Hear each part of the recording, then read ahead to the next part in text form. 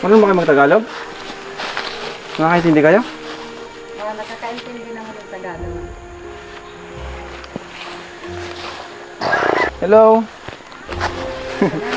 Ano pangalan nyo nga? Princess. Princess. Ikaw, Toy? Francis po. Francis? Francis. Kumusta kayo? Ano ka? Masugatan ka niyan. Iba ang pakiramdam ko nang makita ko sila. Tila ba? Parang gusto ko silang ampunin. Siguro dahil sa nakikita ko sa kanila. Tayo ka muna, mamaya na yan. Ang aking anak. Ano, kamusta? Happy tayo. Sobra ako naawa Happy. sa kanilang kalagayan. Bilis ng panon, laki nyo na. Kilala nyo pa kami? Limot na. Ako kilala nyo? Andito kami para kumustahin kayo.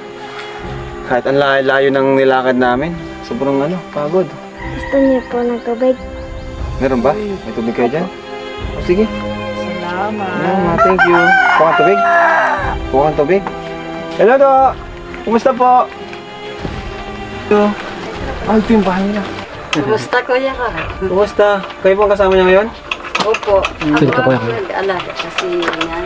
Nasaan po sila Yung tatay niya. Ayaw niyang pumasok kasi minsan inaaway daw siya, binubuli. Kaya di pumasok ngayon. Dito talaga yan sa akin. Tapos ito, kinuha yan namin ng panganak nito.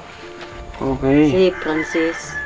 Kasi kami walang anak. Ang tatay ni Francis, pinalaki namin pamangkin ng asawa ko. Kami na ang nagpalaki. Hanggang ngayon dito yan sa akin nakatira. Sa amin ng asawa ko.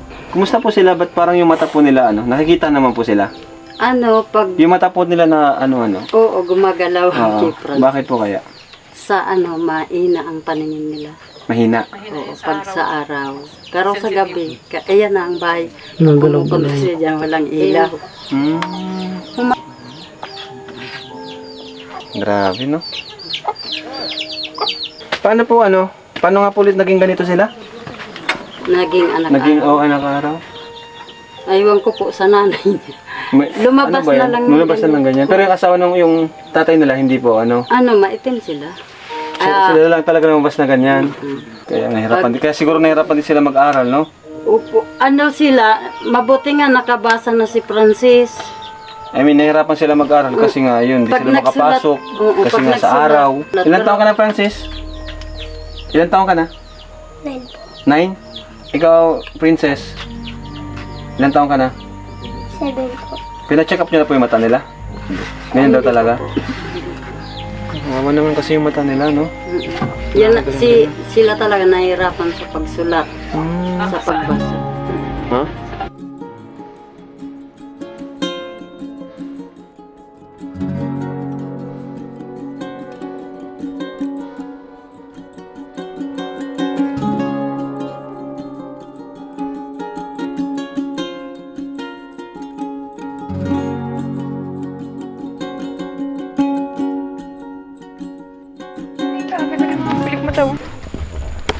Hello!